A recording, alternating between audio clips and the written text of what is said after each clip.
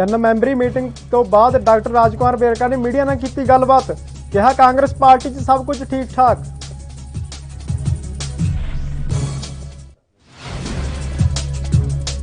Barnala police ਨੇ 15 ਨਸ਼ਾ ਤਸਕਰਾਂ ਨੂੰ ਕੀਤਾ ਗ੍ਰਿਫਤਾਰ। ਵੱਡੀ ਮਾਤਰਾ 'ਚ ਨਸ਼ੀਲੀਆਂ ਗੋਲੀਆਂ ਤੇ ਹਥਿਆਰ ਹੋਏ ਬਰਾਮਦ।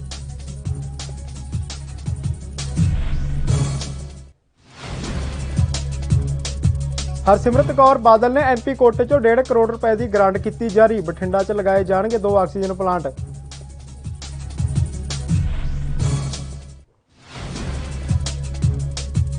ਦਿੱਲੀ ਸਰਕਾਰ ਨੇ ਪੱਤਰਕਾਰਾਂ ਲਈ ਸ਼ੁਰੂ ਕੀਤਾ ਵੈਕਸੀਨੇਸ਼ਨ ਸੈਂਟਰ। ਪੱਤਰਕਾਰ ਆਪਣੇ ਪਰਿਵਾਰ ਸਮੇਤ ਲਗਾ ਸਕਦੇ ਹਨ ਵੈਕਸੀਨ।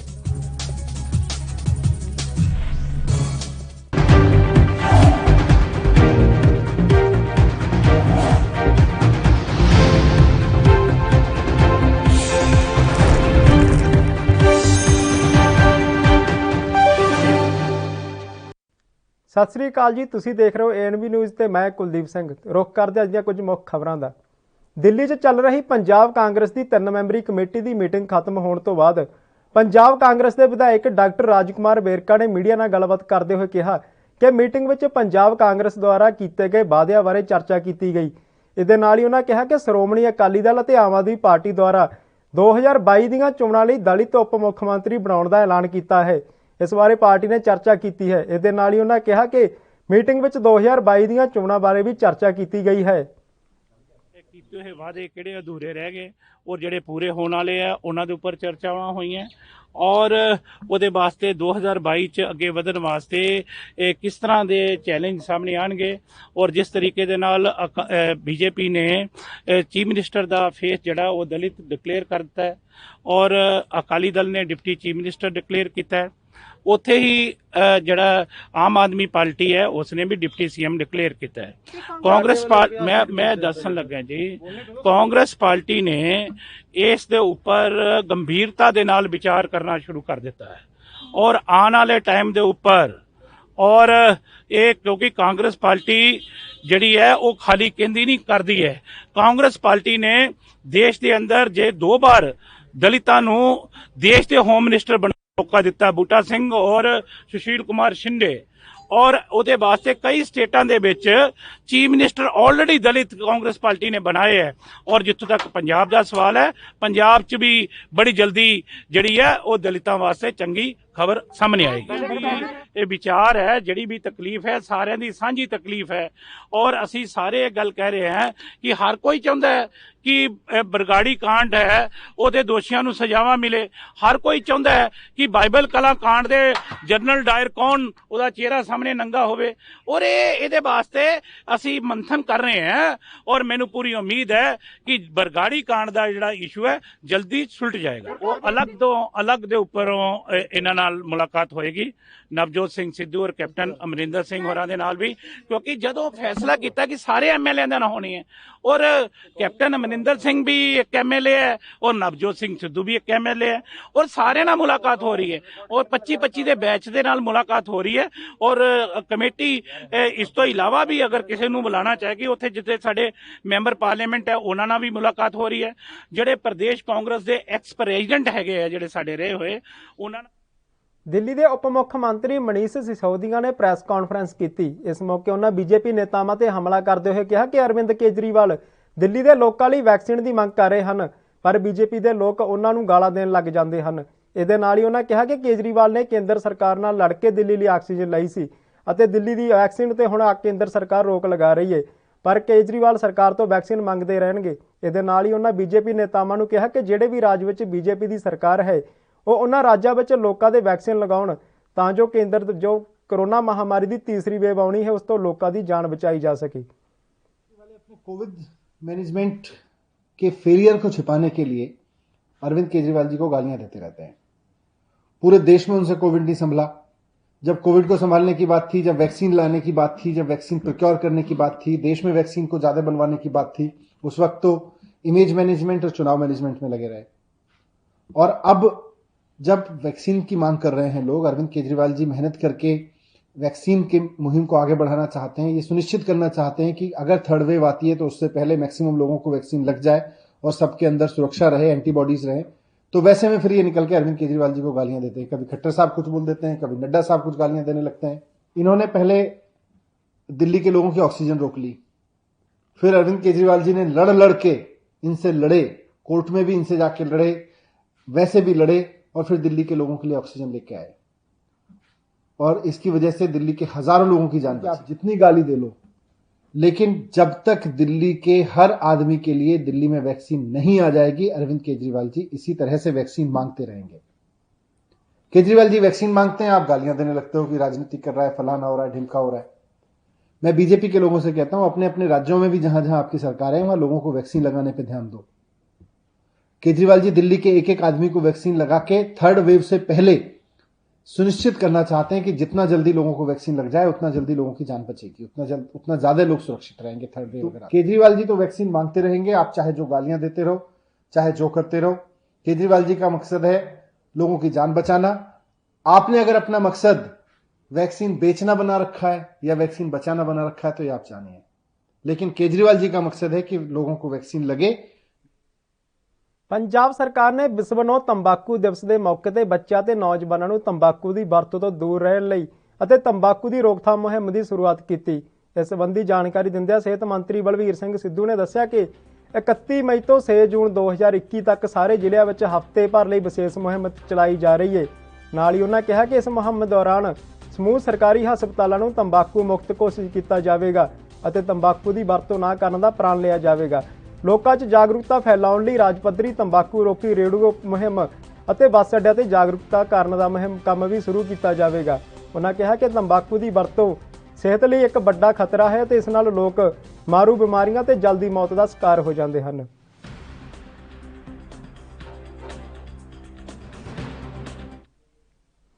ਸੂਬਾ ਸਰਕਾਰ ਨੇ ਜ਼ਿਲ੍ਹੇ ਦੇ ਦੂਰ ਦੇ ਪਿੰਡਾਂ ਦੀ ਸੇਵਾ ਲਈ ਟ੍ਰਿਬੋ ਹੋਟਲਜ਼ ਦੀ ਭਾਈਵਾਲੀ 'ਚ ਇੱਕ ਮੋਬਾਈਲ ਕੋਵਿਡ ਕੇਅਰ ਯੂਨਿਟ ਸਥਾਪਿਤ ਕੀਤਾ। ਇਹ ਜਾਣਕਾਰੀ ਬਲਵੀਰ ਸਿੰਘ ਸਿੱਧੂ ਸਿਹਤ ਮੰਤਰੀ ਪੰਜਾਬ ਨੇ ਸੋਮਵਾਰ ਨੂੰ ਮੋਹਾਲੀ ਦੇ ਜ਼ਿਲ੍ਹਾ ਪ੍ਰਬੰਧਕੀ ਕੰਪਲੈਕਸ ਤੋਂ ਹਰੀ ਝੰਡੀ ਦਿੱਤੀ ਅਤੇ ਇਸ ਮੌਕੇ ਮੋਬਾਈਲ ਕੋਵਿਡ ਕੇਅਰ ਸੈਂਟਰ ਨੂੰ ਵਿਖਾਉਂਦਿਆਂ ਕਿਹਾ ਕਿ ਕਰੋਨਾ ਮੁਕਤ ਪੰਜਾਬ ਲਈ ਮਿਸ਼ਨ ਫਤਿਹ 2 ਤਹਿਤ ਇਹ ਯੂਨਿਟ ਸਥਾਪਿਤ ਕਰਨ ਦਾ ਮਕਸਦ ਮੁਸ਼ਕਲ ਸਮੇਂ ਵਿੱਚ ਪੇਂਡੂ ਖੇਤਰ ਦੇ ਲੋਕਾਂ ਦੀ ਸੇਵਾ ਕਰਨਾ ਹੈ ਜਿਨ੍ਹਾਂ ਕੋਲ ਸਿਹਤ ਸੇਵਾਵਾਂ ਦੀ ਪਹੁੰਚ ਅਜੇ ਵੀ ਸੀਮਤ ਹੈ ਤੇ ਇਸ ਦੇ ਚੱਲਦੇ ਯੂਨਿਟ ਵਿੱਚ 20 bed 10 oxygen concentrator medical nursing staff ਤੇ ਡਾਕਟਰੀ ਸਪਲਾਈ ਦੀ ਸਹੂਲਤ ਹੋਵੇਗੀ ਅਤੇ ਨਾਲ ਹੀ ਮੋਹਾਲੀ ਜ਼ਿਲ੍ਹਾ ਪ੍ਰਸ਼ਾਸਨ mobile Covid care centre unit ਚਲਾਉਣ ਵਾਲਾ ਪੰਜਾਬ ਦਾ ਸਭ ਤੋਂ ਪਹਿਲਾ ਸ਼ਹਿਰ ਬਣ ਗਿਆ।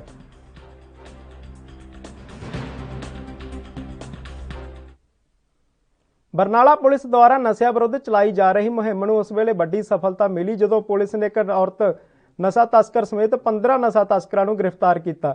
ਮਾਮਲੇ ਬਾਰੇ ਜਾਣਕਾਰੀ ਦਿੰਦੇ ਹੋਏ ਐਸਐਸਪੀ ਬਰਨਾਲਾ ਨੇ ਦੱਸਿਆ ਕਿ ਬਰਨਾਲਾ 'ਚ ਪੁਲਿਸ ਨੇ 15 ਨਸ਼ਾ ਤਸਕਰਾਂ ਨੂੰ ਗ੍ਰਿਫਤਾਰ ਕੀਤਾ ਹੈ ਜਿਨ੍ਹਾਂ ਕੋਲੋਂ 2,34,300 ਨਸ਼ੀਲੀਆਂ ਗੋਲੀਆਂ ਅਤੇ 950 ਗ੍ਰਾਮ ਹੈਰੋਇਨ ਬਰਾਮਦ ਹੋਈ ਹੈ। ਇਹਦੇ ਨਾਲ ਹੀ ਉਹਨਾਂ ਕਿਹਾ ਕਿ ਇਹਨਾਂ ਦੋਸ਼ੀਆਂ ਖਿਲਾਫ ਪਹਿਲਾਂ ਵੀ ਕਈ ਸੰਗੀਨ ਮਾਮਲੇ ਦਰਜ ਹਨ ਅਤੇ ਇਹਨਾਂ ਦਾ ਰਿਕਾਰਡ ਜੁਰਮ ਵਾਲਾ ਰਿਹਾ ਹੈ। ਗੈਂਗ ਆਪਣਾ ਤਿਆਰ ਕੀਤਾ ਗਿਆ ਹੈਗਾ ਜਿਹੜੇ ਲੁੱਟਾਂ ਖੋਹਾਂ ਤੇ ਵਾਰਦਾਤਾਂ ਨੂੰ ਅੰਜਾਮ ਦਿੰਦੇ ਆ। ਜੇ ਤੁਹਾਨੂੰ ਪਤਾ ਹੋਵੇ ਥੋੜੀ ਦਿਨ ਪਹਿਲਾਂ 11/5 ਨੂੰ ਇਸੇ ਮਹੀਨੇ ਦੇ ਵਿੱਚ ਇੱਕ 3 ਲੱਖ ਰੁਪਇਆ ਖੋਹਣ ਦੀ ਕੋਸ਼ਿਸ਼ ਕੀਤੀ ਗਈ ਸੀ ਤਪੇ ਦੇ ਵਿੱਚ, ਜਿਸ 'ਚ ਅਸੀਂ ਪਰਚਾ ਦਰਜ ਕੀਤਾ ਸੀ। ਇਹ ਇਸੇ ਗੈਂਗ ਵੱਲੋਂ ਹੀ ਵਾਰਦਾਤ ਕੀਤੀ ਗਈ ਸੀ। ਇਸ ਤੋਂ ਪਹਿਲਾਂ ਇਹਨਾਂ ਨੇ ਇੱਕ ਟਰਾਈਡੈਂਟ ਫੈਕਟਰੀ ਦੇ ਸਾਹਮਣੇ ਧੋਲੇ ਵੱਲ ਉੱਧਰੋਂ ਇੱਕ ਮੋਬਾਈਲ ਵੀ ਖੋਹਿਆ ਸੀ ਤੇ ਇਹਨਾਂ ਦੇ ਵਿੱਚ ਇਹ ਸਾਰੇ ਅਸੀਂ ਜਿਹੜੇ ਹੈਗੇ ਆ ਬੰਦੇ ਗ੍ਰਿਫਤਾਰ ਕਰ ਲਏ ਨੇ। ਇਹਨਾਂ ਤੋਂ 320 ਗ੍ਰਾਮ ਹੈਰੋਇਨ, ਇੱਕ 12 ਬੋਰ ਦੇਸੀ ਪਿਸਤੌਲ ਤੇ ਇੱਕ ਜਿਵੇਂ ਆਪਾਂ ਟੋਏ ਪਿਸਟਲ ਕਹਿੰਦੇ ਲੋਕਾਂ ਨੂੰ ਡਰਾਉਣ ਲਈ, ਜਿਹੜੇ ਹੋਰ ਇਹਨਾਂ ਕੋਲੋਂ ਮੋਬਾਈਲ, ਗੰਡਾਸੀ, ਮੋਟਰਸਾਈਕਲ ਬਰਾਮਦ ਹੋਏ ਨੇ। ਇਹਨਾਂ ਦੀ ਪੁੱਛਗਿੱਛ ਜਾਰੀ ਹੈ। ਇਹਨਾਂ ਤੋਂ ਹੋਰ ਅਹਿਮ ਖੁਲਾਸੇ ਹੋਣਗੇ ਜਿਸ ਤਰ੍ਹਾਂ ਕੋਈ ਹੋਏਗੀ ਕਾਰਵਾਈ, ਤੇ ਕਿੱਥੋਂ ਵੈਪਨ ਲੈ ਕੇ ਆਉਂਦੇ ਆ, ਕੀ ਇਹਨਾਂ ਦਾ ਹੋਰ ਇਹਨਾਂ ਨੇ ਕੀ ਵਾਰਦਾਤਾਂ ਕੀਤੀਆਂ, ਅਸੀਂ ਡਿਟੇਲ 'ਚ ਇਹਨਾਂ ਤੋਂ ਪੁੱਛਗਿੱਛ ਕਰ ਰਹੇ ਹਾਂ। ਇਸ ਗੱਲ ਦੀ ਕਰੀਏ ਤਾਂ ਅੱਜ ਕਿਲੋ ਹੈਰੋਇਨ ਇੱਕ ਤਰ੍ਹਾਂ ਦੀ ਗ੍ਰਿਫਤਾਰ ਅਸੀਂ ਬਰਾਮਦ ਕੀਤੀ ਹੈ। 320, 330, 550 ਤੇ 850 ਗ੍ਰਾਮ ਹੈਰੋਇਨ ਤੇ ਮਤਲਬ ਤੁਹਾਡੇ ਕੋਲੋਂ ਇਸ ਕੇਸਾਂ 'ਚ ਗ੍ਰਿਫਤਾਰ ਕੀਤੀ ਹੈ, ਮਤਲਬ ਬਰਾਮਦ ਕੀਤੀ ਹੈ। ਤੇ ਜਿਸ ਤਰ੍ਹਾਂ ਮੈਂ ਤੁਹਾਨੂੰ ਦੱਸਿਆ ਕਿ ਜਿਵੇਂ ਇਹ ਗੇਜੋ ਸੀ, ਇਹਦੇ ਵਿਰੁੱਧ 10 NDPS ਦੇ ਪਰਚੇ ਦਰਜ ਨੇ। ਇੱਕ ਆ ਗੈਂਗ ਜਿਹੜਾ ਤਪੇ ਵਾਲਿਆਂ ਨੇ ਮਤਲਬ ਕੀਤਾ ਹੈਗਾ ਉਹ ਵੱਡੀਆਂ ਵਾਰਦਾਤਾਂ। ਔਰ ਇੱਥੇ ਮੈਂ ਜਦੋਂ ਅਸੀਂ ਇਹਨਾਂ ਦੀਆਂ ਮੁੱਢਲੀ ਪੁੱਛਗਿੱਛ ਹੋਈ ਹੈ ਤਾਂ ਇਹਦੇ ਵਿੱਚ ਇਹ ਵੀ ਖੁਲਾਸੇ ਹੋਇਆ ਕਿ ਇਹ ਕੁਝ ਆਉਂਦੇ ਦਿਨਾਂ ਦੇ ਵਿੱਚ ਵੱਡੀਆਂ ਵਾਰਦਾਤਾਂ। ਸਾਬਕਾ ਕੇਂਦਰੀ ਮੰਤਰੀ ਹਰਸਿਮਰਤ ਕੌਰ ਬਾਦਲ ਦੁਆਰਾ ਡਿਪਟੀ ਕਮਿਸ਼ਨਰ ਬਠਿੰਡਾ ਨੂੰ ਆਪਣੇ ਐਮਪੀ ਕੋਟੇ ਵਿੱਚੋਂ 1.5 ਕਰੋੜ ਰੁਪਏ ਗ੍ਰਾਂਟ ਜਾਰੀ ਕੀਤੀ ਗਈ, ਜਿਸ ਨਾਲ ਬਠਿੰਡਾ ਵਿੱਚ 2 ਆਕਸੀਜਨ ਪਲਾਂਟ ਬਣਾਏ ਜਾਣਗੇ। ਇਸ ਸੰਬੰਧੀ ਜਾਣਕਾਰੀ ਦਿੰਦੇ ਹੋਏ ਸ਼੍ਰੋਮਣੀ ਅਕਾਲੀ ਦਲ ਦੀ ਲੀਡਰਸ਼ਿਪ ਨੇ ਦੱਸਿਆ ਕਿ ਕੋਰੋਨਾ ਮਹਾਮਾਰੀ ਦੇ ਕਾਰਨ ਬਠਿੰਡੇ 'ਚ ਆਕਸੀਜਨ ਦੀ ਭਾਰੀ ਕਿੱਲਤ ਦਾ ਸਾਹਮਣਾ ਕਰਨਾ ਪੈ ਰਿਹਾ ਹੈ। ਉੱਥੇ ਹੀ ਸ਼੍ਰੋਮਣੀ ਅਕਾਲੀ ਦਲ ਦੁਆਰਾ ਇਸ ਗੰਭੀਰ ਹਾਲਤ ਵਿੱਚ ਲੋਕਾਂ ਦੀ ਮਦਦ ਲਈ ਕਈ ਉਪਰਾਲੇ ਕੀਤੇ ਜਾ ਰਹੇ ਹਨ। ਇਸੇ ਤਹਿਤ ਹਰਸਿਮਰਤ ਕੌਰ ਬਾਦਲ ਦੁਆਰਾ ਉਹਨਾਂ ਦੇ ਹੱਥ ਬਠਿੰਡਾ ਡਿਪਟੀ ਕਮਿਸ਼ਨਰ ਨੂੰ ਗ੍ਰਾਂਟ ਭੇਜੀ ਗਈ ਹੈ, ਜਿਸ ਦੇ ਨਾਲ 2 ਵੱਡੇ ਆਕਸੀਜਨ ਪਲਾਂਟ, ਇੱਕ ਗੋਨਿਆਣਾ ਮੰਡੀ ਤੇ ਦੂਜਾ ਤਲਵੰਡੀ ਸਾਬੋ ਵਿੱਚ ਬਣਾਇਆ ਜਾਵੇਗਾ, ਜਿਸ ਦੇ ਨਾਲ ਲੋਕਾਂ ਦੀ ਕਾਫੀ ਮਦਦ ਹੋ ਸਕੇਗੀ। ਜਿਹੜਾ ਹੈਗਾ ਅੱਜ ਜੋ ਪੈਂਡੈਮਿਕ ਦਾ ਟਾਈਮ ਚੱਲ ਰਿਹਾ ਹੈ, ਤੁਸੀਂ ਸਾਰਿਆਂ ਨੇ ਦੇਖਿਆ ਕਿ ਪਿਛਲੇ ਟਾਈਮ ਦੇ ਵਿੱਚ ਆਕਸੀਜਨ ਦੇ ਕਾਰਨ ਲੋਕਾਂ ਨੂੰ ਕੋਰੋਨਾ ਦੇ ਟਾਈਮ ਦੇ ਵਿੱਚ ਆਕਸੀਜਨ ਨਾ ਮਿਲਣ ਕਰਕੇ ਬਹੁਤ ਸਾਰੀਆਂ ਜਾਨਾਂ ਅਜਾਈ ਚਲੀਆਂ ਗਈਆਂ, ਜਿਹੜੇ ਕਿ ਇਲਾਜ ਤੋਂ ਵਾਂਝੀਆਂ ਚਲੀਆਂ ਗਈਆਂ, ਆਕਸੀਜਨ ਤੋਂ ਬਿਨਾਂ ਚਲੀਆਂ ਗਈਆਂ। ਇਹਨਾਂ ਸਾਰੀਆਂ ਚੀਜ਼ਾਂ ਨੂੰ ਦੇਖਦੇ ਹੋਏ ਬੀਬਾ ਹਰਸਿਮਰਤ ਕੌਰ ਬਾਦਲ ਨੇ ਗੋਨਿਆਣਾ ਮੰਡੀ ਦੇ ਵਿੱਚ ਅਤੇ ਤਲਵੰਡੀ ਸਾਬੋ ਦੇ ਵਿੱਚ ਆਕਸੀਜਨ ਪਲਾਂਟ ਲਗਾਉਣ ਲਈ ਸਰਕਾਰੀ ਹਸਪਤਾਲਾਂ ਦੇ ਵਿੱਚ 1.5 ਕਰੋੜ ਰੁਪਏ ਦੀ ਆਪਣੇ ਅਖਤਿਆਰੀ ਕੋਟੇ ਦੇ ਵਿੱਚੋਂ ਗ੍ਰਾਂਟ ਦਿੱਤੀ ਹੈ। ਉਹ ਡਿਪਟੀ ਕਮਿਸ਼ਨਰ ਨੂੰ ਅਸੀਂ ਦੇਣ ਆਏ ਹਾਂ ਤਾਂ ਕਿ ਇਹ 1.5 ਕਰੋੜ ਰੁਪਏ ਦਾ ਇਮੀਡੀਏਟਲੀ ਇਹ ਪਲਾਂਟ ਚਾਲੂ ਕੀਤੇ ਜਾ ਸਕਣ ਤੇ ਆਉਣ ਵਾਲੇ ਟਾਈਮ ਦੇ ਵਿੱਚ ਕਦੇ ਵੀ ਇਸ ਜ਼ਿਲ੍ਹੇ ਦੇ ਵਿੱਚ ਆਕਸੀਜਨ ਦੀ ਪ੍ਰੋਬਲਮ ਨਾ। ਅੱਜ ਬੀਬਾ ਹਰਸਿਮਰਤ ਕੌਰ ਬਾਦਲ ਵੱਲੋਂ ਜਿਹੜਾ 1.5 ਕਰੋੜ ਰੁਪਈਆ 2 ਆਕਸੀਜਨ ਪਲਾਂਟਾਂ ਵਾਸਤੇ ਦਿੱਤਾ ਗਿਆ ਜ਼ਿਲ੍ਹੇ ਬਠਿੰਡੇ 'ਚ, ਇੱਕ ਗੋਨਿਆਣਾ ਔਰ ਇੱਕ ਤਲਵੰਡੀ ਸਾਬੋ, ਉਹ ਅਸੀਂ ਜਿਹੜੀ ਆ ਗ੍ਰਾਂਟ ਦੀ ਚਿੱਠੀ ਡੀਸੀ ਸਾਹਿਬ ਨੂੰ ਹੈਂਡਓਵਰ ਕਰਨ ਆਏ ਆ ਤਾਂ ਕਿ ਉਹ ਪਲਾਂਟ ਲੱਗ ਕੇ। ਦਿੱਲੀ ਸਰਕਾਰ ਦੁਆਰਾ ਵੈਕਸੀਨ ਸੈਂਟਰ ਸ਼ੁਰੂ ਕੀਤਾ ਗਿਆ ਹੈ, ਜਿਸ ਵਿੱਚ ਪੱਤਰਕਾਰਾਂ ਦੇ ਨਾਲ ਉਹਨਾਂ ਦੇ ਪਰਿਵਾਰਾਂ ਦੀ ਵੈਕਸੀਨ ਲਗਾਈ ਜਾ ਰਹੀ ਹੈ। ਇਸ ਵੈਕਸੀਨ ਸੈਂਟਰ ਵਿੱਚ ਅਲੱਗ-ਅਲੱਗ ਉਮਰ ਦੇ ਹਿਸਾਬ ਨਾਲ ਅਲੱਗ-ਅਲੱਗ ਵੈਕਸੀਨ ਲਗਾਈ ਜਾ ਰਹੀ ਹੈ। ਇਸ ਸਮੇਂ ਸੈਂਟਰ ਵਿੱਚ ਕੋਵਿਡਸ਼ੀਲਡ ਵੈਕਸੀਨ ਲਗਾਈ ਜਾ ਰਹੀ ਹੈ। ਇਹਦੇ ਨਾਲ ਹੀ ਮੌਕੇ ਤੇ ਮੌਜੂਦ ਕੁਝ ਪੱਤਰਕਾਰਾਂ ਨੇ ਕਿਹਾ ਕਿ ਉਹਨਾਂ ਨੂੰ ਇਸ ਦਾ ਫਾਇਦਾ ਜ਼ਰੂਰ ਹੋਵੇਗਾ।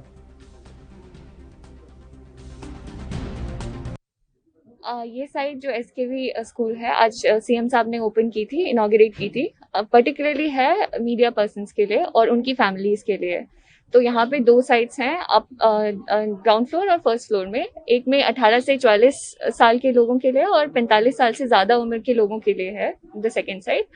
और ये 3 स्टेप्स में काम होता है यहाँ पे। पहले बेनिफिशरी को आके अपने आप को रजिस्टर कराना होता है, उसके बाद वैक्सीनेटर उनको वैक्सीन लगाएंगे जो कि कोविशील्ड है।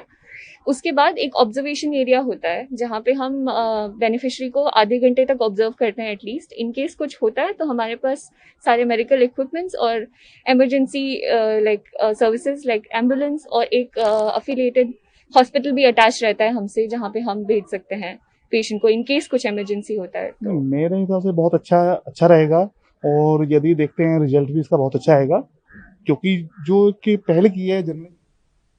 ਬਰਗਾੜੀ ਬੇਅਦਬੀ ਮਾਮਲੇ ਵਿੱਚ ਜੁੜੇ ਭੱਦੀ ਸ਼ਬਦਾਵਲੀ ਬਾਰੇ ਵਿਵਾਦਿਤ ਪੋਸਟਰ ਮਾਮਲੇ ਵਿੱਚ ਨਾਮਜ਼ਦ 2 ਡੇਰਾ ਪ੍ਰੇਮੀਆਂ ਨੂੰ ਪੁਲਿਸ ਵੱਲੋਂ ਪ੍ਰੋਡਕਸ਼ਨ ਵਾਰੰਟ ਤੇ ਅਦਾਲਤ 'ਚ ਪੇਸ਼ ਕੀਤਾ ਗਿਆ, ਜਿੱਥੇ ਜਾਂਚ ਟੀਮ ਦੀ ਮੰਗ ਤੇ ਅਦਾਲਤ ਵੱਲੋਂ 2 ਦਿਨ ਦੇ ਪੁਲਿਸ ਰਿਮਾਂਡ ਤੇ ਭੇਜ ਦਿੱਤਾ ਹੈ।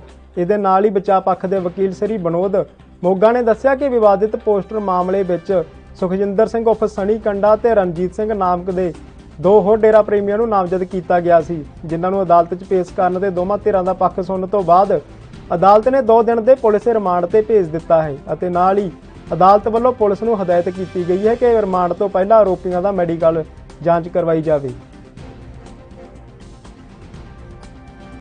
ਅੱਜ ਸੁਖਜਿੰਦਰ ਸਿੰਘ ਏਲੀਅਸ ਸਨੀ ਤੇ ਬਲਜੀਤ ਸਿੰਘ, ਇਹਨਾਂ ਦੋਨਾਂ ਦੋਸ਼ੀਆਂ ਨੂੰ ਪੁਲਿਸ ਨੇ 117 ਨੰਬਰ FIR ਥਾਣਾ ਬਾਜਾਖਾਨਾ 'ਚ ਪ੍ਰੋਡਕਸ਼ਨ ਵਾਰੰਟ ਤੇ ਪੇਸ਼ ਕੀਤਾ ਤੇ ਪੁਲਿਸ ਰਿਮਾਂਡ ਦੀ 7 ਦਿਨ ਦੇ ਪੁਲਿਸ ਰਿਮਾਂਡ ਦੀ ਪ੍ਰੇਅਰ ਕੀਤੀ ਸੀ।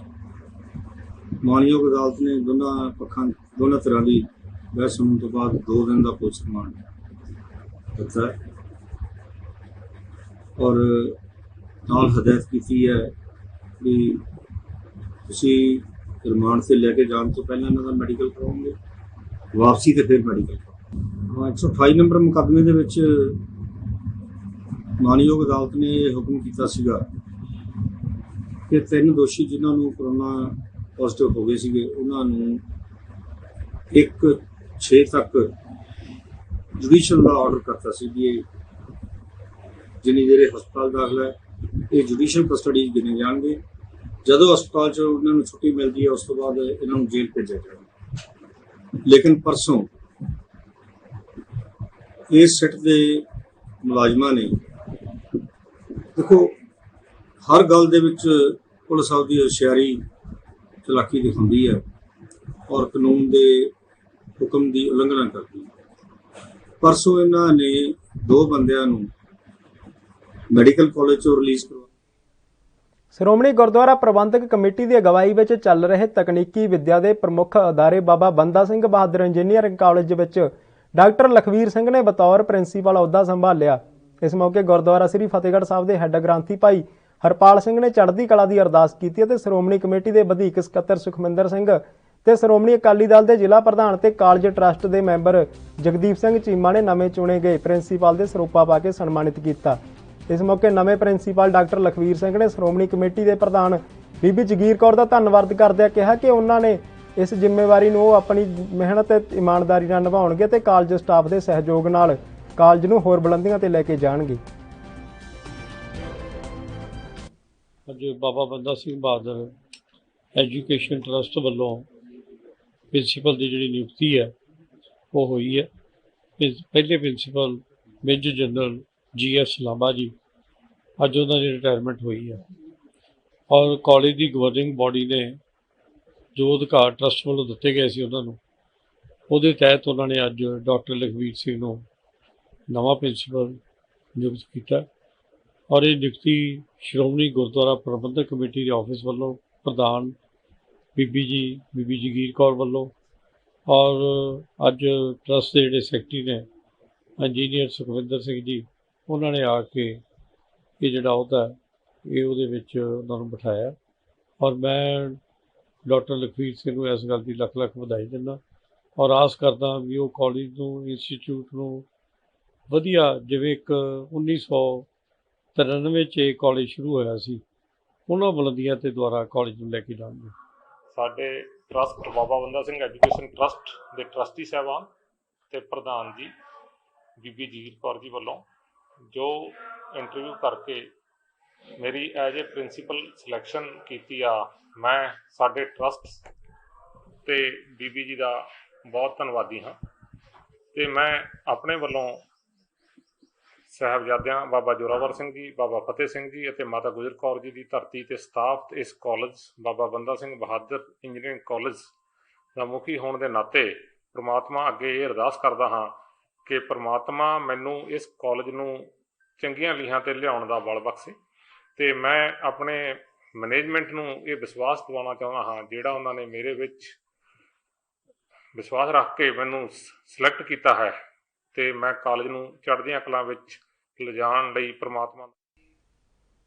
ਪਟਿਆਲਾ 'ਚ ਦਿਨ ਬ ਦਿਨ ਲੁੱਟਾਂ ਖੋਹਾਂ ਦੀਆਂ ਵਾਰਦਾਤਾਂ ਵੱਧਦੀਆਂ ਜਾ ਰਹੀਆਂ ਹਨ। ਸ਼ਹਿਰ ਵਿੱਚ ਹਰ ਦਿਨ ਕੋਈ ਨਾ ਕੋਈ ਲੁੱਟ ਖੋਹ ਜਾਂ ਚੋਰੀ ਦਾ ਸ਼ਿਕਾਰ ਹੋ ਜਾਂਦਾ ਹੈ। ਅਜਿਹਾ ਹੀ ਮਾਮਲਾ ਅੱਜ ਇੱਕ ਹੋਰ ਸਾਹਮਣੇ ਆਇਆ ਹੈ, ਜਿਸ ਵਿੱਚ ਇੱਕ ਬੈਂਕ ਦੇ ਮੁਲਾਜ਼ਮ ਤੋਂ ਮੋਟਰਸਾਈਕਲ ਸਵਾਰ 2 ਵਿਅਕਤੀ ਬੈਗ ਖੋਹ ਕੇ ਫਰਾਰ ਹੋ ਗਏ, ਜਿਸ ਵਿੱਚ ਕਰੀਬ 3.5 ਲੱਖ ਰੁਪਏ ਤੇ ਹੋਰ ਬੈਂਕ ਦੇ ਕਾਗਜ਼ ਸਨ। ਦਰਅਸਲ ਪੀੜਤ ਸੌਰਭ ਜਿੰਦਲ ਨੇ ਦੱਸਿਆ ਕਿ ਉਹ ਬੈਂਕ ਦੀ ਕਲੈਕਸ਼ਨ ਇਕੱਠੀ ਕਰਕੇ ਬੈਂਕ ਵਿੱਚ ਜਮ੍ਹਾਂ ਕਰਾਉਂਦੇ ਹਨ। ਜਦੋਂ ਉਹ ਕਲੈਕਸ਼ਨ ਇਕੱਠੀ ਕਰਕੇ ਆਟੋ ਵਿੱਚ ਬੈਠ ਕੇ ਜਾ ਰਿਹਾ ਸੀ ਤਾਂ ਪਿੱਛੇ ਤੋਂ ਮੋਟਰਸਾਈਕਲ ਸਵਾਰ 2 ਵਿਅਕਤੀਆਂ ਨੇ ਉਹਨਾਂ ਤੋਂ ਬੈਗ ਖੋਹ ਕੇ ਲੈ ਗਏ ਅਤੇ ਇਸ ਘਟਨਾ ਵਿੱਚੋਂ ਜ਼ਖਮੀ ਵੀ ਹੋ ਗਏ।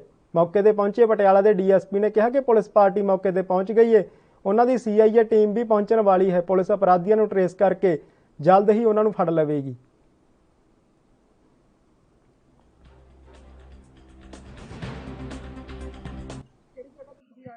ਮੈਂ ਤੇ ਬੈਂਕ ਜਾ ਰਿਹਾ ਸੀ, ਕਮੋ ਨਗਰ ਸਾਡਾ ਬੈਂਕ ਹੈ, ਸੈਂਟਰਲ ਬੈਂਕ, ਅਮਰ ਬੈਂਕ ਨਾਲ ਦੇ ਨਾਲ। ਪਿੱਛੇ ਜੋ ਮੋਟਰਸਾਈਕਲ ਵਾਲੇ ਬੰਦੇ ਆ ਮੇਰਾ ਬੈਗ ਖੋਹ ਕੇ ਲੈ ਗਏ। ਬਾਅਦ ਬੈਗ ਫੜਿਆ ਹੋਇਆ ਸੀਗਾ ਤੇ ਪਿੱਛੇ ਲੈ ਗਏ, ਭੱਜ ਗਏ ਬੜੀ ਤੇਜ਼, ਬੜੀ ਫੁਰਤੀ ਨਾਲ। ਬੈਗ 'ਚ ਪੈਸੇ 3.5 ਲੱਖ ਰੁਪਏ ਸੀਗਾ, ਬੈਂਕ ਦੀ ਲਿਸਟ ਸੀਗੀ, ਬੈਂਕ ਦੀਆਂ ਕਾਪੀਆਂ ਸੀਗੀਆਂ। ਕਿਸ ਤਰ੍ਹਾਂ ਕਿੰਨੇ ਕੁ ਬੰਦੇ ਸੀ ਮੋਟਰਸਾਈਕਲ? 2 ਬੰਦੇ ਸੀ ਮੋਟਰਸਾਈਕਲ ਦੇ, ਪਿੱਛੇ ਵਾਲੇ ਨੇ ਖਿੱਚ ਲੱਗ ਗਿਆ, ਚਲਾ ਰਿਹਾ ਸੀਗਾ। ਲੱਗਦਾ ਤੁਹਾਨੂੰ ਕਿ ਤੁਹਾਡੇ ਪਿੱਛੇ ਨਾ, ਮੈਨੂੰ ਕੁਝ ਨਹੀਂ ਪਤਾ ਲੱਗਾ।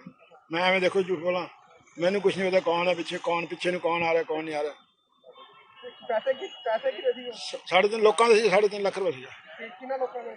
ਦਿੱਲੀ ਦੁਕਾਨਦਾਰਾਂ ਤੋਂ ਕਲੈਕਸ਼ਨ ਕਰਦਾ ਨਾ ਮੈਂ, ਵੀ ਬੈਂਕ ਜਮ੍ਹਾਂ ਕਰਾਉਣਾ। ਉਹ ਬੈਂਕ ਇੱਕ ਅੱਜ ਦੀ ਕਲੈਕਸ਼ਨ ਅਗਲੇ ਦਿਨ ਜਮ੍ਹਾਂ ਹੁੰਦੀ ਹੈ, ਉਹ ਜਮ੍ਹਾਂ ਕਰਾਉਣ ਜਾ ਰਹੇ। ਤੁਹਾਡਾ ਕੀ ਵਾਰ ਕੀ ਕੀਤਾ ਫਿਰ ਜਦੋਂ ਖੋਕ ਲੈ ਕੇ? ਬਸ ਬਾਅਦ ਜੀ ਖਿੱਚ ਕੇ ਲੈ ਗਏ, ਬਸ ਐਵੇਂ ਹੀ। ਮੈਂ ਐਕਟਿਵਾ ਤੇ ਐਂ ਗਿਰ ਗਿਆ, ਇਸੇ ਸੱਟਾਂ ਲੱਗ ਗਈ। ਇਹਨਾਂ ਦੀ ਕੰਪਲੇਂਟ ਹੈ ਕਿ ਮੈਂ ਬੈਂਕ ਦਾ ਕੈਸ਼ ਏਜੰਟ ਹਾਂ, ਅੱਜ ਕੈਸ਼ ਲੈ ਕੇ ਜਾ ਰਿਹਾ ਸੀਗਾ ਤੇ ਕਿਸੇ ਨੇ ਮੇਰਾ ਬੈਗ ਖੋਲਿਆ ਕੈਸ਼ ਵਾਲਾ। ਅਸੀਂ ਇਸ ਮੈਟਰ ਦੇ ਵਿੱਚ ਮੌਕੇ ਤੇ ਸਾਡੀ ਪੁਲਿਸ ਪਾਰਟੀ ਪਹੁੰਚ ਗਈ ਹੈ, ਸਾਡੀ CIA ਦੀ ਟੀਮ ਵੀ ਪਹੁੰਚ ਰਹੀ ਹੈ। ਜਲਦੀ ਅਸੀਂ FIR ਲੌਂਚ ਕਰਕੇ ਇਹਨਾਂ ਨੂੰ ਜਲਦੀ ਟ੍ਰੇਸ ਕਰਾਂਗੇ। ਨਹੀਂ, ਇਸ ਤਰ੍ਹਾਂ ਦੀ ਕੋਈ ਗੱਲ ਨਹੀਂ ਹੈ। ਦੇਖੋ, ਕ੍ਰਾਈਮ ਬਹੁਤ ਹੋ ਵੀ ਰਹੇ ਨੇ, ਅਸੀਂ ਤੇ ਮੋਸਟਲੀ ਕ੍ਰਾਈਮ ਟ੍ਰੇਸ ਵੀ ਕਰ ਰਹੇ ਹਾਂ। ਅਸੀਂ ਇਹ ਜਿਹੇ ਕ੍ਰਾਈਮ ਨੂੰ ਪ੍ਰੀਵੈਂਟ ਕਰਨ ਲਈ ਰੈਗੂਲਰ ਜਿਹੜੇ ਬੇਲ ਆਊਟ ਕ੍ਰਿਮੀਨਲਸ ਹੈ ਜਾਂ ਇਸ ਤਰ੍ਹਾਂ ਦੀ ਕੈਟਾਗਰੀ ਦੇ ਸਨੈਚਰ ਵਗੈਰਾ ਉਹਨਾਂ ਨੂੰ ਵੈਰੀਫਾਈ ਵੀ ਕਰ ਰਹੇ ਹਾਂ ਬੁਲਾ ਕੇ ਥਾਣੇ ਦੇ ਵਿੱਚ। ਬਟ ਜਿਹੜਾ ਇਨਸੀਡੈਂਟ ਇਸ ਤਰ੍ਹਾਂ ਦਾ ਹੋਇਆ, ਅਸੀਂ ਇਹਨੂੰ ਜਲਦੀ ਟ੍ਰੇਸ ਕਰ। ਬਠਿੰਡਾ ਜ਼ਿਲ੍ਹਾ ਪ੍ਰਸ਼ਾਸਨ ਦੁਆਰਾ ਇੱਕ ਨਿੱਜੀ ਗਲੋਬਲ ਹਸਪਤਾਲ ਤੇ ਕਾਰਵਾਈ ਕੀਤੀ ਗਈ, ਜਿੱਥੇ ਕੋਰੋਨਾ ਦੇ ਨਿਯਮਾਂ ਦੀ ਪਾਲਣਾ ਨਹੀਂ ਕੀਤੀ ਜਾ ਰਹੀ ਸੀ ਅਤੇ ਪ੍ਰਸ਼ਾਸਨ ਦੁਆਰਾ ਜਾਰੀ ਕੀਤੇ ਗਏ ਹਦਾਇਤਾਂ ਤੋਂ ਵੱਧ ਮਰੀਜ਼ਾਂ ਦੀ ਗਿਣਤੀ ਹਸਪਤਾਲ ਵਿੱਚ ਭਰਤੀ ਕੀਤੇ ਗਏ ਸਨ, ਜਿਸ ਦੇ ਚੱਲਦੇ ਹੁਣ 2 ਮਹੀਨੇ ਤੱਕ ਹਸਪਤਾਲ ਦੇ ਮਰੀਜ਼ਾਂ ਦਾ ਇਲਾਜ ਨਹੀਂ ਕਰ ਪਾਵੇਗਾ। ਇਸ ਦੇ ਚੱਲਦੇ ਹੀ ਮਾਮਲੇ ਦੀ ਜਾਣਕਾਰੀ ਦਿੰਦੇ ਹੋਏ ਸਿਵਲ ਸਰਜਨ ਨੇ ਦੱਸਿਆ ਕਿ ਪਿਛਲੇ ਦਿਨਾਂ ਤੋਂ ਉਹਨਾਂ ਨੂੰ ਕੁਝ ਸ਼ਿਕਾਇਤਾਂ ਮਿਲੀਆਂ ਸਨ, ਜਿਸ ਦੇ ਆਧਾਰ ਤੇ ਹਸਪਤਾਲ 'ਚ ਸਿਹਤ ਵਿਭਾਗ ਦੀ ਟੀਮ ਦੁਆਰਾ ਛਾਪੇਮਾਰੀ ਕੀਤੀ ਗਈ ਤਾਂ ਉਹਨਾਂ ਰਿਕਾਰਡ ਚੈੱਕ ਕੀਤਾ, ਜਿਸ ਵਿੱਚ ਗਲੋਬਲ ਹਸਪਤਾਲ ਦੀ ਤਫਤੀਸ਼ ਦੀ ਪੂਰੀ ਜਾਣਕਾਰੀ ਡਿਪਟੀ ਕਮਿਸ਼ਨਰ ਬਠਿੰਡਾ ਨੂੰ ਭੇਜ ਦਿੱਤੀ ਗਈ ਹੈ ਅਤੇ ਜਿਸ ਦੇ ਕਾਰਨ ਹੁਣ ਹਸਪਤਾਲ ਦਾ COVID-19 ਦੇ ਇਲਾਜ ਦਾ ਲਾਇਸੈਂਸ 2 ਮਹੀਨੇ ਤੱਕ ਰੱਦ ਕਰ ਦਿੱਤਾ ਗਿਆ ਹੈ। ਜਿਹੜੀ ਗਲੋਬਲ ਦੀ ਆਪਣੀ ਸੀਗੀ ਤਫਤੀਸ਼ ਪੂਰੀ ਹੋ ਗਈ ਹੈ। ਕੰਪਲੇਨੈਂਟ ਨੇ ਪਹਿਲਾਂ ਰਿਟਨ ਕੰਪਲੇਂਟ ਉੱਥੇ ਹੀ ਦੇ ਦਿੱਤੀ ਸੀਗੀ, ਦੁਬਾਰੇ ਕੰਪਲੇਂਟ ਨਹੀਂ ਆਈ। ਜੋ ਵੀ ਸਾਨੂੰ ਫਾਈਂਡਿੰਗਸ ਆਈਆਂ ਉਸ ਦੇ ਵਿੱਚ ਉਹ ਅਸੀਂ ਸਾਰੀ ਰਿਪੋਰਟ DC ਸਾਹਿਬ ਨੂੰ ਸਬਮਿਟ ਕਰਾਤੀ।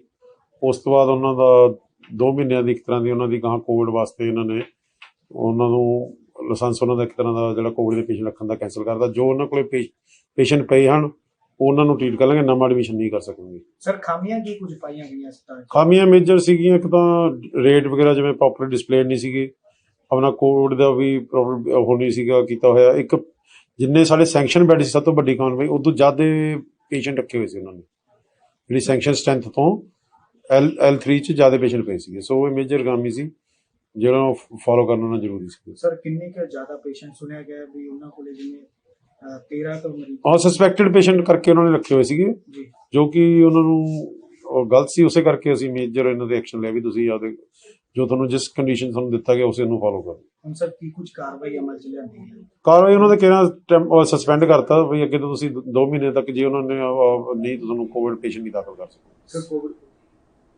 ਕੋਰੋਨਾ ਦੇ ਵੱਧ ਰਹੇ ਮਾਮਲਿਆਂ ਨੂੰ ਵੇਖਦੇ ਹੋਏ ਸਿਹਤ ਵਿਭਾਗ ਅਤੇ ਪੁਲਿਸ ਪ੍ਰਸ਼ਾਸਨ ਦੁਆਰਾ ਜਿੱਥੇ ਸਖਤ ਕਦਮ ਚੁੱਕੇ ਜਾ ਰਹੇ ਹਨ, ਉੱਥੇ ਹੀ ਗੁਰਦਾਸਪੁਰ 'ਚ ਪੁਲਿਸ ਪ੍ਰਸ਼ਾਸਨ ਨੇ ਅਨੋਖੀ ਪਹਿਲ ਕਰਦੇ ਹੋਏ ਜ਼ਰੂਰਤਮੰਦਾਂ ਨੂੰ ਮਾਸਕ ਅਤੇ ਸੈਨੀਟਾਈਜ਼ਰ ਵੰਡਿਆ। ਇਸ ਮੌਕੇ SP ਨਵਜੋਤ ਸਿੰਘ ਨੇ ਕਿਹਾ ਕਿ ਕੋਰੋਨਾ ਤੋਂ ਬਚਣ ਲਈ ਸਾਰਿਆਂ ਨੂੰ ਸਰਕਾਰ ਅਤੇ ਪ੍ਰਸ਼ਾਸਨ ਦਾ ਸਹਿਯੋਗ ਕਰਨਾ ਚਾਹੀਦਾ ਹੈ। ਉਹਨਾਂ ਲੋਕਾਂ ਨੂੰ ਅਪੀਲ ਕੀਤੀ ਕਿ ਕੋਰੋਨਾ ਇੱਕ ਖਤਰਨਾਕ ਬਿਮਾਰੀ ਹੈ ਤੇ ਇਸ ਲਈ ਇਸ ਤੋਂ ਬਚਣ ਲਈ ਚਿਹਰੇ ਤੇ ਮਾਸਕ ਅਤੇ ਸਮਾਜਿਕ ਦੂਰੀ ਬਣਾ ਕੇ ਰੱਖਣੀ ਚਾਹੀਦੀ ਹੈ। ਨਾਲ ਹੀ ਉਹਨਾਂ ਸਭ ਨੂੰ ਕਿਹਾ ਕਿ ਸਭ ਨੂੰ ਵੈਕਸੀਨ ਲਗਾਉਣੀ ਚਾਹੀਦੀ ਹੈ ਤਾਂ ਜੋ ਇਸ ਮਹਾਮਾਰੀ ਦੀ ਚੈਨ ਨੂੰ ਤੋੜਿਆ ਜਾ ਸਕੇ।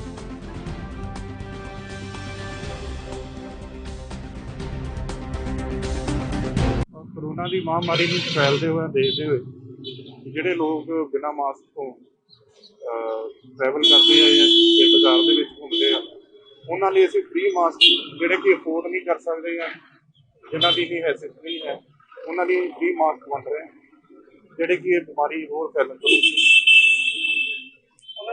ਉਹਨਾਂ ਦੇ ਅਸੀਂ ਸਖਤੀ ਨਾਲ ਜਿਹੜੇ ਕਿ ਅਫੋਰਡ ਕਰ ਸਕਦੇ ਆ ਪਰ ਫਿਰ ਵੀ ਮਾਸਕ ਨਹੀਂ ਪਾਉਂਦੇ, ਉਹਨਾਂ ਨਾਲ ਹੀ ਸਖਤੀ ਨਾਲ ਫਾਈਨ ਉਹਨਾਂ ਨੂੰ ਕਰੀਦਾ। ਅਲਾਇੰਸ ਕਲੱਬ ਮੁਕਤਸਰ ਜ਼ਿਲ੍ਹਾ ਦੇ ਪ੍ਰਧਾਨ ਐਲੀ ਸੁਰਿੰਦਰ ਗਿਰਦਰ ਦੀ ਰਹਿਨੁਮਾਈ ਹੇਠ ਸ੍ਰੀ ਮੁਕਤਸਰ ਸਾਹਿਬ ਵਿਖੇ ਸਬਜ਼ੀ ਰੇਹੜੀ ਵਾਲਿਆਂ ਨੂੰ ਮਾਸਕ ਅਤੇ ਸੈਨੀਟਾਈਜ਼ਰ ਵੰਡਣ ਦੇ ਪ੍ਰੋਗਰਾਮ ਦਾ ਆਯੋਜਿਤ ਕੀਤਾ ਗਿਆ, ਜਿਸ ਵਿੱਚ ਥਾਣਾ ਮੁਕਤਸਰ ਸਾਹਿਬ ਦੇ SHO ਅੰਗਰੇਜ਼ ਸਿੰਘ ਬਤੌਰ ਮਹਿਮਾਨ ਸ਼ਾਮਿਲ ਹੋਏ, ਜਦਕਿ ਅਲਾਇੰਸ ਇੰਟਰਨੈਸ਼ਨਲ ਕਲੱਬ ਜ਼ਿਲ੍ਹਾ ਦੇ ਗਵਰਨਰ ਐਲੀ ਨਿਰੰਜਨ ਸਿੰਘ ਰੱਖੜਾ ਨੇ ਵਿਸ਼ੇਸ਼ ਤੌਰ ਤੇ ਸ਼ਿਰਕਤ ਕੀਤੀ। ਇਸ ਦੇ ਚੱਲਦੇ ਮੁੱਖ ਮਹਿਮਾਨ ਨੇ ਕਿਹਾ ਕਿ ਅਲਾਇੰਸ ਕਲੱਬ ਮੁਕਤਸਰ ਦਾ ਬਹੁਤ ਵੱਡਾ ਉਪਰਾਲਾ ਹੈ ਤੇ ਇਹਦੇ ਨਾਲ ਹੀ ਗਵਰਨਰ ਐਲੀ ਨਿਰੰਜਨ ਸਿੰਘ ਰੱਖੜਾ ਨੇ ਦੱਸਿਆ ਕਿ ਕੋਰੋਨਾ ਮਹਾਮਾਰੀ ਦੀ ਦੂਸਰੀ ਲਹਿਰ ਨੇ ਸਾਰੀ ਦੁਨੀਆ ਨੂੰ ਹਿਲਾ ਕੇ ਰੱਖ ਦਿੱਤਾ ਹੈ। ਇਸ ਦੇ ਕਾਰਨ ਉਹਨਾਂ ਦਾ ਮਕਸਦ ਲੋਕਾਂ ਨੂੰ ਜਾਗਰੂਕ ਕਰਨਾ ਹੈ ਤਾਂ ਜੋ ਕੋਰੋਨਾ ਦੀ ਤੀਸਰੀ ਲਹਿਰ ਨੂੰ ਪੂਰੀ ਸਾਵਧਾਨੀ ਨਾਲ ਮੁਕਾਬਲਾ ਕੀਤਾ ਜਾ ਸਕੇ।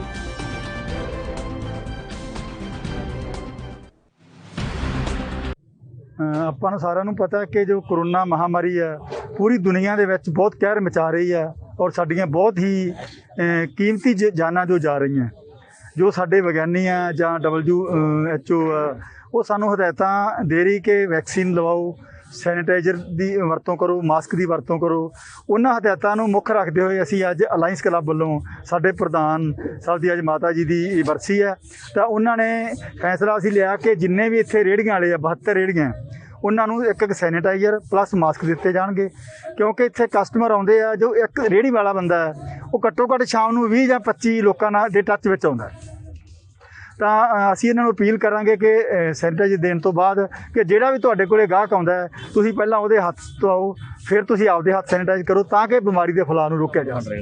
ਇਹ ਅਲਾਇੰਸ ਕਲੱਬ ਸ਼੍ਰੀ ਮੁਕਤਸਰ ਸਾਹਿਬ ਜੋ ਇਹ ਸਮਾਜਿਕ ਬੁਰਾਈਆਂ ਨੂੰ ਦੂਰ ਕਰਨ ਵਾਸਤੇ ਤੇ ਜੋ ਇਹ COVID-19 ਬਿਮਾਰੀ ਜਿਹੜੀ ਭਿਆਨਕ ਚੱਲੀ ਹੈ ਉਹਨੂੰ ਕੰਟਰੋਲ ਕਰਨ ਵਾਸਤੇ ਇਸ ਅਲਾਇੰਸ ਜਿਹੜਾ ਕਲੱਬ ਸ਼੍ਰੀ ਮੁਕਤਸਰ ਸਾਹਿਬ ਦਾ ਬਹੁਤ ਵੱਡਾ ਉਪਰਾਲਾ ਹੈ, ਜਿਹੜਾ ਕਿ ਅੱਜ ਇਸ ਸਬਜ਼ੀ ਮੰਡੀ ਸ਼੍ਰੀ ਮੁਕਤਸਰ ਸਾਹਿਬ ਵਿਖੇ ਹਰ ਇੱਕ ਜਿਹੜੀ ਰੇਹੜੀ ਲੱਗੀ ਹੈ ਉਸ ਤੇ ਇੱਕ ਮਾਸਕ ਤੇ ਸੈਨੀਟਾਈਜ਼ਰ ਦੇ ਕੇ ਕਿਸਾਨ ਅੰਦੋਲਨ ਨੂੰ ਰਫ਼ਤਾਰ ਦੇਣ ਲਈ ਲੱਖਾ ਸਿਧਾਣਾ ਗਰੁੱਪ ਦੁਆਰਾ ਪਿੰਡਾਂ ਵਿੱਚ ਜਾ ਕੇ ਕਿਸਾਨਾਂ ਅਤੇ ਨੌਜਵਾਨਾਂ ਨੂੰ ਅੰਦੋਲਨ ਪ੍ਰਤੀ ਜਾਗਰੂਕ ਕਰਨ ਦੇ ਬਾਅਦ ਸੰਗਰੂਰ ਜ਼ਿਲ੍ਹੇ ਦੇ ਖਨੌਰੀ ਬਾਰਡਰ ਤੇ ਹਜ਼ਾਰਾਂ ਸਾਥੀਆਂ ਦੇ ਨਾਲ ਦਿੱਲੀ ਲਈ ਰਵਾਨਾ ਹੋਏ। ਇਸ ਕਾਮਲੇ ਦਾ ਮਕਸਦ ਸਿਰਫ ਕਿਸਾਨ ਅੰਦੋਲਨ ਦੀ ਜਿੱਤ ਪੱਕੀ ਕਰਨਾ ਹੈ। ਲੱਖਾ ਸਿਧਾਣਾ ਗਰੁੱਪ ਦੇ ਸਾਥੀਆਂ ਨੇ ਮੀਡੀਆ ਨਾਲ ਗੱਲਬਾਤ ਕਰਦੇ ਹੋਏ ਕਿਹਾ ਕਿ ਜੇਕਰ ਇਸ ਵਾਰ ਅੰਦੋਲਨ ਜਿੱਤ ਗਏ ਤਾਂ ਕਦੇ ਹਾਰ ਨਹੀਂ ਸਕਦੇ, ਤੇ ਜੇਕਰ ਇਸ ਵਾਰ ਹਾਰ ਗਏ ਤਾਂ ਇਸ ਤੋਂ ਬਾਅਦ ਕਦੇ ਸਾਡੀ ਜਿੱਤ ਨਹੀਂ ਹੋਵੇਗੀ। ਪ੍ਰੋਗਰਾਮ ਤਾਂ ਆਪਣਾ ਪਿਛਲੇ 6 ਮਹੀਨਿਆਂ ਤੋਂ ਚੱਲ ਹੀ ਰਿਹਾ, ਜਿਵੇਂ ਤੁਹਾਨੂੰ ਪਤਾ ਵੀ ਦਿੱਲੀ ਦੇ ਵਿੱਚ ਮੋਰਚਾ ਲੱਗਿਆ ਹੋਇਆ, ਅੰਦੋਲਨ ਚੱਲ ਰਿਹਾ 3 ਕਾਲੇ ਕਾਨੂੰਨਾਂ ਨੂੰ ਲੈ ਕੇ ਤੇ MSP ਦੀ ਗਰੰਟੀ ਨੂੰ ਲੈ ਕੇ। ਸੋ ਅੱਜ ਅਸੀਂ ਸਾਰੇ ਭਰਾ ਜਾ ਰਹੇ ਹਾਂ ਪੰਜਾਬ ਤੋਂ, ਜਿੱਦਾਂ ਆਪਣਾ ਕਾਫਲਾ ਲੈ ਕੇ ਦਿੱਲੀ ਵੱਲ ਨੂੰ, ਮੋਰਚੇ ਵੱਲ ਨੂੰ। ਤੇ ਰਸਤੇ ਦੇ ਵਿੱਚ ਧਨੌਰੀ ਪਿੰਡ ਹੈ, ਬਹੁਤ ਵੱਡਾ ਪਿੰਡ ਹੈ, 13,000 ਵੋਟ ਦਾ, ਜਿਹੜਾ ਹਰਿਆਣੇ ਦਾ ਪਹਿਲਾ ਦੂਜਾ ਪਿੰਡ ਹੈ।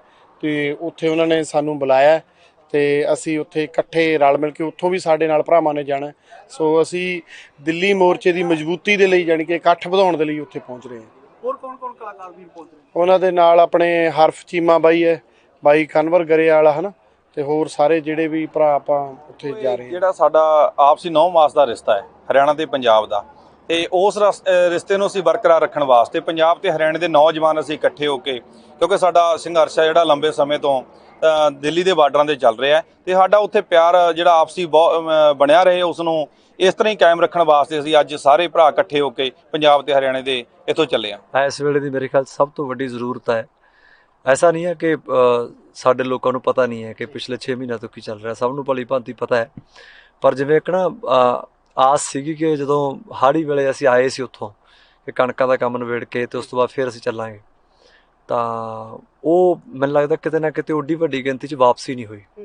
ਸੋ ਇਸੇ ਚੀਜ਼ ਨੂੰ ਲੈ ਕੇ ਲੱਗਦਾ ਸੀ ਸਾਰਿਆਂ ਨੂੰ, ਹੋਰ ਬਹੁਤ ਸਾਰੇ ਸੱਜਣ ਲੱਗੇ ਹੋਏ ਆ ਕਿ ਹੁਣ ਫਿਰ ਇੱਕ ਪੰਜਾਬ ਹਰਿਆਣੇ ਦੇ ਵਿੱਚ ਇੱਕ ਫੇਰੀ ਦੀ ਜ਼ਰੂਰਤ ਹੈ ਕਿ ਅਸੀਂ ਪਿੰਡ ਦਰ ਪਿੰਡ ਜਾ ਕੇ, ਬਸ ਅਸੀਂ ਸਾਰੇ ਨਾ ਸੱਚ ਪੰਜਾਬੀ ਹਾਂ, ਬਸ ਮਾੜਾ ਜਿਹਾ ਹੁੰਦਾ ਹੀ ਹੈ ਵੀ ਪਿੰਡ ਜਾ ਕੇ ਜੇ ਕਹਿ ਦਈਏ ਬਾਈ ਆਪਾਂ ਚਲੋ ਚੱਲੀਏ, ਤਾਂ ਸਾਰਿਆਂ ਨੂੰ ਪਤਾ ਆਪਣੀਆਂ ਜ਼ਿੰਮੇਵਾਰੀਆਂ, ਮਿੱਟੀ ਦਾ ਮੋਹ ਸਾਰਿਆਂ ਦੇ ਅੰਦਰ ਹੈਗਾ, ਸਭ ਨੂੰ ਪਤਾ ਕਿ ਇਹਨਾਂ ਬਿੱਲਾਂ ਦੇ ਕੀ ਨੁਕਸਾਨ। ਸੋ ਬਸ ਉਸੇ ਤਹਿਤ ਹੀ ਅਸੀਂ ਪੰਜਾਬ 'ਚ ਵੀ, ਜਿਵੇਂ ਹੁਣ ਹਰਫ ਬੈਠਾ, ਰੁਪਿੰਦਰ ਬੈਠਾ, ਵੀਰ ਲੱਖੇ ਹੋਣੀ ਹੈ, ਸਾਰੇ ਹੋਰ ਬਹੁਤ ਸਾਰੇ ਬੰਦੇ ਜਿਹੜੇ ਆਪਣੇ ਆਪਣੇ ਲੈਵਲ 'ਤੇ ਲੱਗੇ ਹੋਏ ਆ ਕਿ ਇੱਕ ਵਾਰੀ ਫੇਰ ਪਿੰਡਾਂ 'ਚ ਜਾ ਕੇ ਅਨਾਊਂਸ ਕਰੀਏ ਕਿ ਚਲੋ ਭਾਈ ਚੱਲੀਏ। ਸੋ ਪੰਜਾਬ 'ਚ ਵੀ ਕਈ ਦਿਨਾਂ ਤੋਂ ਹੁਣ ਲੱਗੇ ਪਏ। ਅੱਜ ਹਰਿਆਣੇ ਦਾ ਇਹ ਧਨੌਰੀ ਪਿੰਡ ਸੀ, ਕੱਲ੍ਹ ਹੀ ਰੁਪਿੰਦਰ ਦੀ ਸ਼ਾਮ ਨੂੰ ਕਾਲ ਆਈ ਸੀ ਕਿ ਬਾਈ ਆਪਾਂ ਚੱਲ ਕੇ ਆਈਏ ਸਾਰੇ ਆ। ਤਾਂ ਇੱਥੇ ਲੋਕਾਂ ਦਾ ਇੱਕ ਰੋਹ ਦੇਖ ਕੇ, ਉਤਸ਼ਾਹ ਦੇਖ ਕੇ, ਤਾਂ ਆਪ